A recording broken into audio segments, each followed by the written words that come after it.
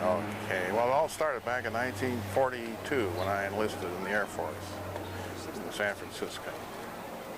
And from there, I took a train to Texas and got off the train at Oil Dome, Texas, and we got on a bus and they drove us over to Shepherd Field. And we were still in our civvies, carrying our little suitcases, and we walked across the field and the center field, and the guys were leaning out the windows yelling, "You'll be sorry." What's this? What are they talking about? And of course we found out in short order we would be sorry because it was basic training and it was rather poor. First of all, temperature was in the hundreds, and any exertion at all, you were ready to fall flat in your face. So we, of course, started off with getting up at 5 o'clock in the morning, taking our bedding outside and scrubbing the floors, and then reporting for breakfast, and out for maybe an hour of calisthenics, side straddle hop. How old were you? I was 19, and then we would run for maybe a mile and a half. As an aviation student, I wanted to fly an airplane, but I washed out fairly early on. I did get some flight training in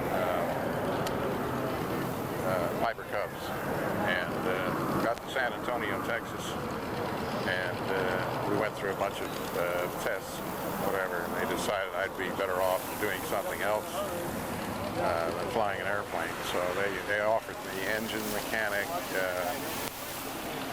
radio operator, radio engineer, or armor gunner. And since the armor gunnery school was in, or station was in Denver at Lowry Field, I figured I hadn't been home since I'd been in the service, and it was closest to home.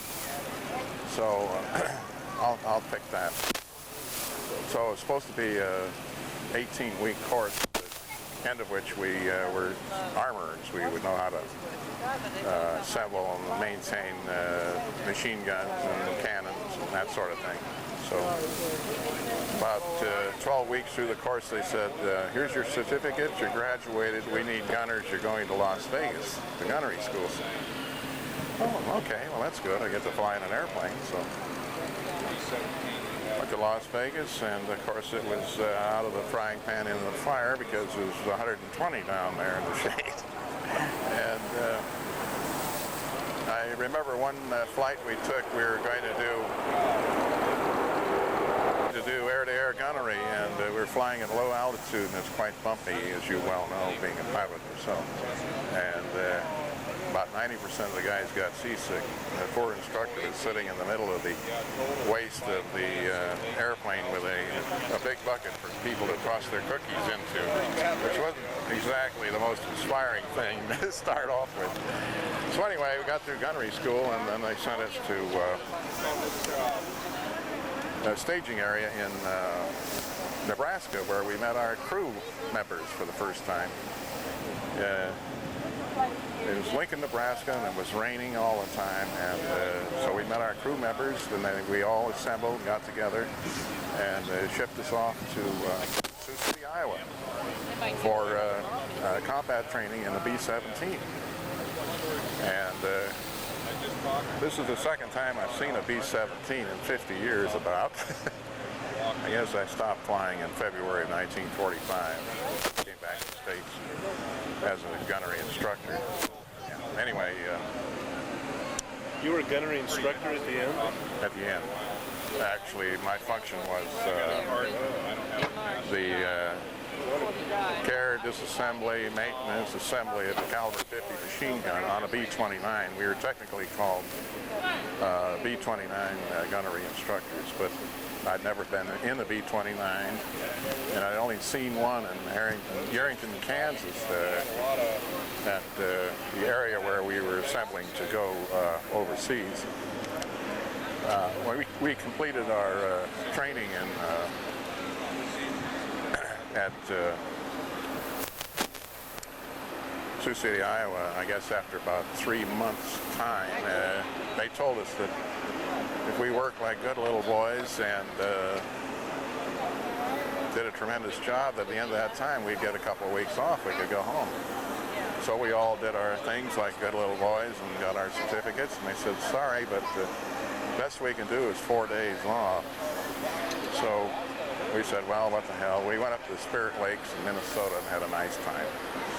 Very pretty place. Came back and they put us on a plane to Kansas, and we were at the staging area there, and we saw a whole bunch of B-17s, and I saw our first B-29 parked on the revetment. And so from there we got on the train. We had a fascinating trip across the country through Chicago. They made a mistake. They stopped in the rail yards of Chicago, which was right next to a liquor store, and about half the train got off. We never saw them again.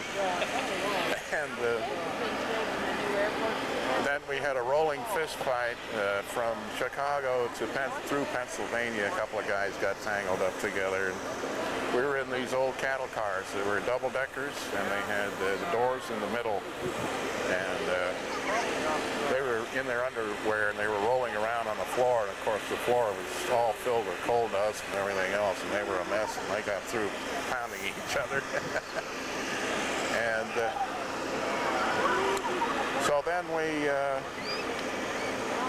got off the train in New Jersey, and we were right across the river from New York City. So we were there a couple of days at this camp. So we all got in the ferry boat one beautiful evening, and we could see the wonderful shoreline of Manhattan lights.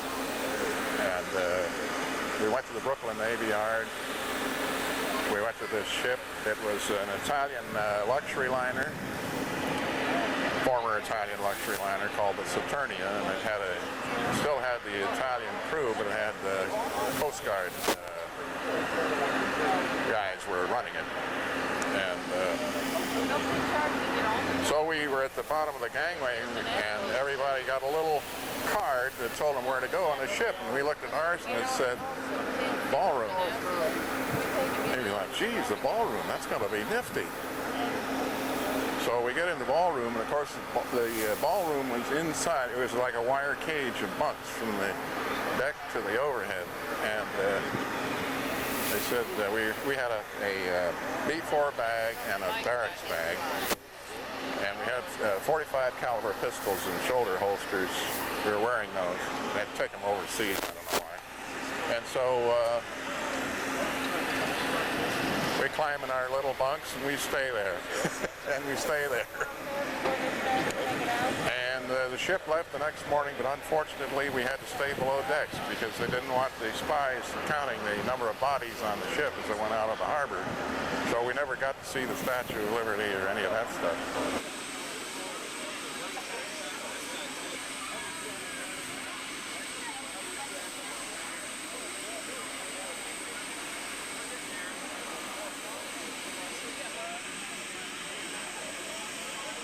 Okay, so then we got out on the ocean, and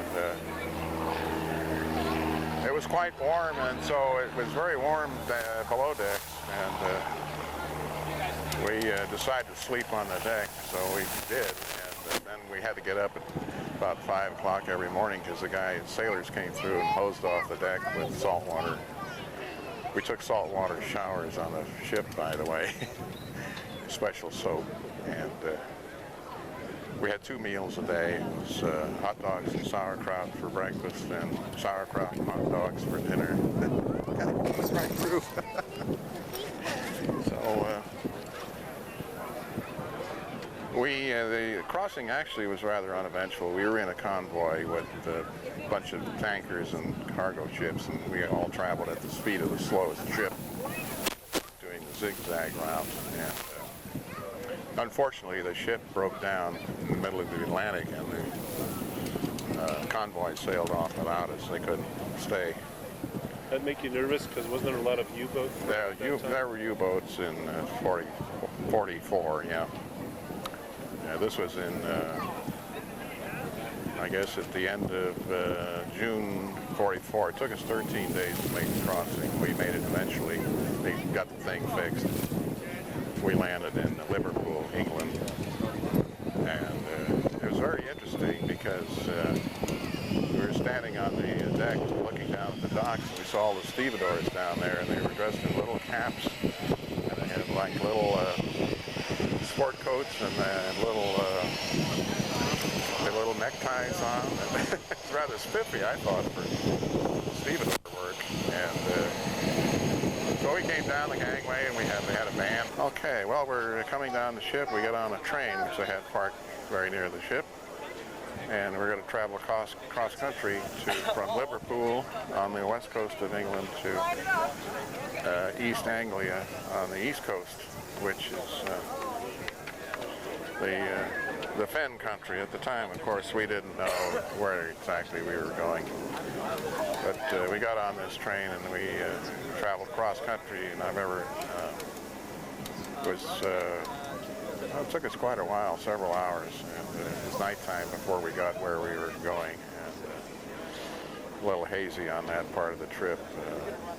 I do recall we went through interesting places, interesting names like Rugby and Stoke-on-Trent, towns of that nature. It's kind of interesting. So then we arrived at a temporary place. It wasn't an air base. It was just kind of a holding area where they kept all the animals. And the place was fenced, and the standard joke, of course, was they didn't put the fence up to keep you guys in. They put it up to keep other people from getting in. So we had tents, and it was our first experience with a honey bucket. The poor old soul had to come around carrying a honey bucket, pick up the whatever, and dispose of it. And so finally we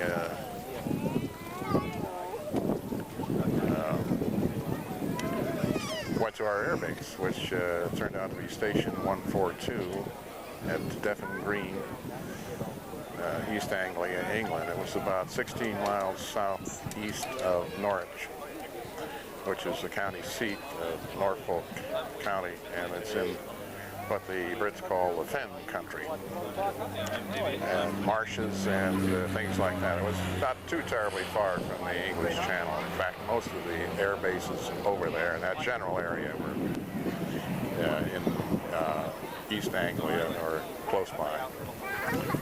And our group was the 452nd Bomb Group, and about a mile away was the 453rd Bomb Group, which was Jimmy Stewart's bomb group, and he was in the 2nd Air Division. They were B-24s, which kind of throws a little sidebar here with the B-24. Okay, my name is Bob Codeglia, Codeglia, and I'm from Oakland, California. How many missions? 34, in the B-17 with the 8th Air Force. What is the most powerful memory you have when you see this plane? What do you feel? Well, I feel, of course, a great nostalgia. And, I think if my former crew members are now old men like me, if they're still living, the pilot happened to be my age, which was 20, and at that time he had a tremendous responsibility. What are some of the powerful memories that you do have? Are they of good times, of bad times? Well, I think it's probably a little bit of both. There was a lot of humor there, and some of which I can't relate, but I think a lot of people today really don't have a concept. People flew around, dropped bombs. They don't understand the kind of mortality that went on in these aircraft. See, I still think of these guys as what they were, was young men, and they're going to stay young men forever, because we had the crew that roomed with us in our little Nissen hut, our Quonset hut, was shot down, and they didn't make it back, and I had a number of friends who subsequently got into trouble, and it happens in all kinds of ways. The airplanes collide during formation time, other types of accidents, not only combat, and but you don't really hear so much about the accidents that happen as you do about the actual combat, because, you know, there's a deliberation and combat takes place. Most of us, I guess, were volunteers. I volunteered for the military service. Didn't think about that part so much, as they figured that if any war can be a just war, I think World War II was in the eyes of most people. And so we felt we had a job to do. How's this bucket fly? Pretty good, considering what it's been through. Yep. It was a air-sea rescue, B-17 during World War II in the Caribbean. Ah, I see. And it went to Tonopah. That was an atomic test site target. Wow. And it sat out there for 13 years until it cooled off. Jeez. Then it was sold to a fire tanker up and flew fire seasons for about 20 years. That thing has really seen action. Yeah, she sure has. In fact, it's probably the lightest she's ever flown over the years. Do you top off the tanks when you fly around in this No, thing? we don't. We usually carry the minimum to get to the next station plus a reserve. Oh, yeah.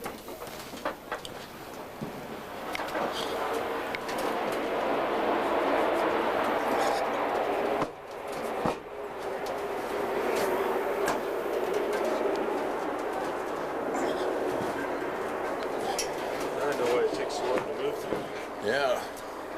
Wow. So you get to shoot the front end? Whoops, excuse me.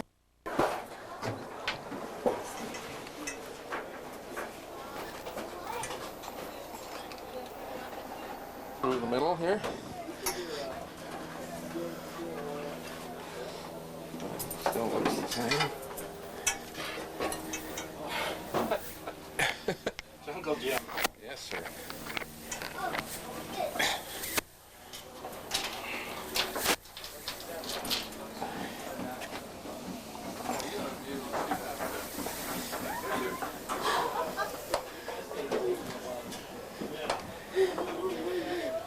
You okay, Uncle Bob?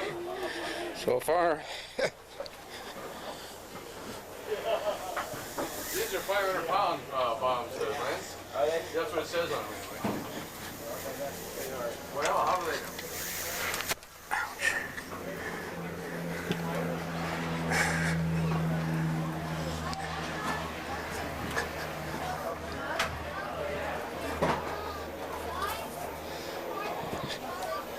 funny, I don't remember it being that small.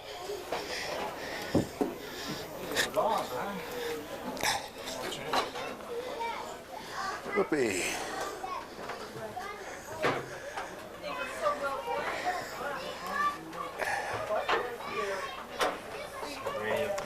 I'm going to leave the picture taking to you, Kenny.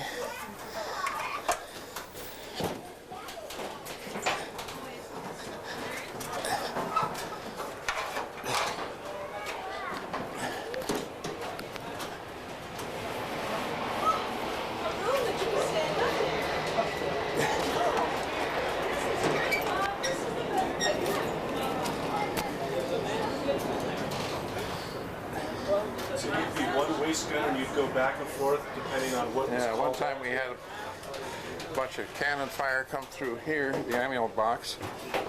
Went out that side, and I had my foot about 6 inches away. Show me where you'd stand and Oh yeah, no, I'd stand here. This is probably tied down. Yeah, stand here. that's your position? That's my position. The window, there was no window, right? No, there was a window, I mean, just the way you see it. glass. Yeah, the glass was there, Oh, plastic. really? They wised up finally. Oh. It's cold at 20,000 feet. I don't remember it that small. Yeah, it's been 50 years since I've been in one of those. Wow.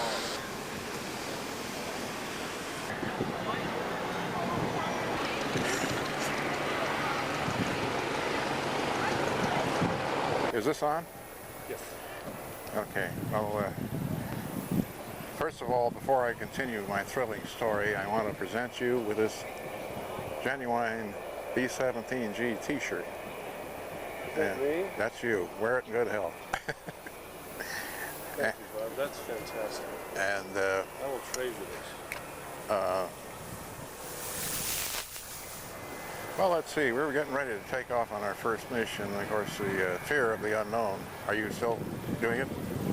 fear of the unknown is the biggest thing that's in your feeble little mind. And as I was telling you earlier, I was getting ready to get in the airplane, and I was at the rear door, and I put one foot up, and I heard a boom, and a blast of air hit my pants. I looked back at the ball turret, and apparently the gunner had gotten a little excited and gotten around in the chamber and set it off. And I went flying out back, out into a field, and there were tents on the other side of the field. I hope nobody got hurt. We never heard anything about it, so I guess it was okay. But first mission proved to be pretty uneventful. It was a flight to Stuttgart, Germany, near the Alps, and we got a marvelous view of the Alps. Kind of sunshine coming up in the morning at dawn with the pink light of the sun on the clouds, and so it was quite a thing.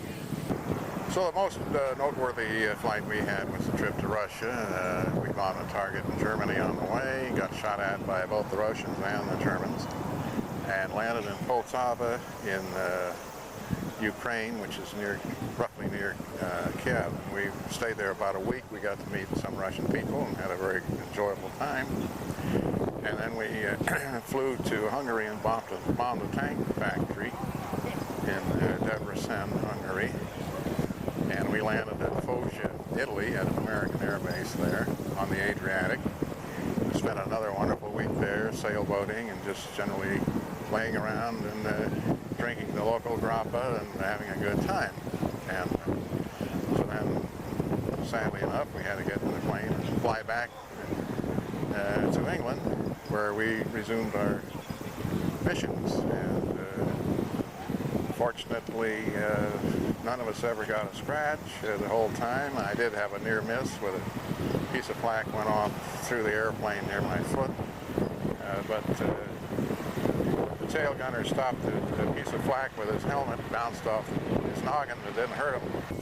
Oh, we flew back to England, finished our mission. The last mission was a little hairy because we were all apprehensive, were we actually going to be able to do this or not? And it almost came to an unhappy end when another B-17 came down on top of us, and he was so close we could hear his propellers and his engines, and so we took evasive action, and so did he, and finished up and shipped back home. We left, flew my last mission in February of '45, and left England in March of that year, and they shipped me to Texas, Nuevo Laredo, to learn to be a teacher, a gunnery instructor, and then we shipped out to Las Vegas, which was where I took my training originally as a gunner, and I was going to instruct students in the operation of the caliber 50 machine gun on B-29s, and the war in Europe had ended, and so they said, why don't we ship you to McClellan Field in California, and you'll get your discharge. So whoopee-doo, it was October 30, 1945, 3 years to the day from the time I enlisted, and also 3 years to the day that I'd been home for the first time. I got a delay en route, and I got myself discharged and re-entered civilian life. Went back to good old CCAC to finish up my artistic career.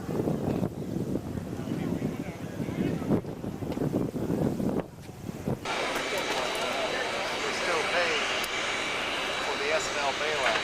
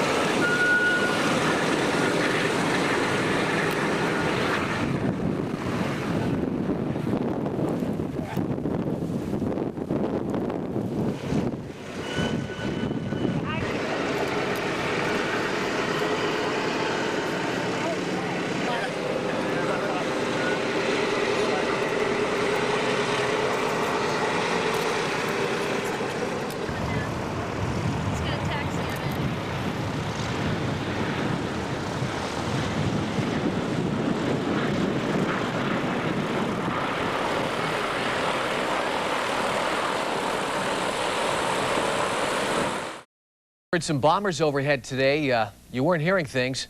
A World War II vintage B-24 and a B-17 came to town, and as Tom Layson tells us tonight, the planes brought back a lot of memories with them.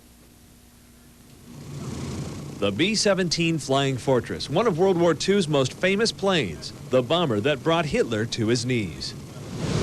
But today, as I ride along in this B-17, an airplane built some 20 years before I was even born, it strikes me as less of a bomber and more of a time machine. I can still see in some of those missions, I can still see the rivets on the other airplane just as plain as if I was there right now.